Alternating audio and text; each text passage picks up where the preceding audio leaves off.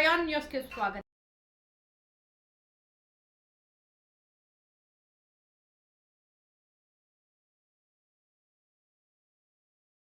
నమస్తే అండి.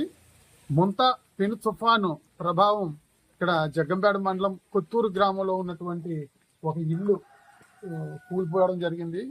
ఇది గోళ్ళ అయ్యి పూర్తిగా నానిపోవడం వల్ల ఇది మొత్తం ఇల్లంతా కూడా కూలిపోవడం జరిగింది. అదృష్టవశాత్తు వీరందరూ కూడా కొంచెం ప్రమాదంగా ఉందని చెప్పేసి ఆ రోజే బయటికి వెళ్ళడం జరిగింది.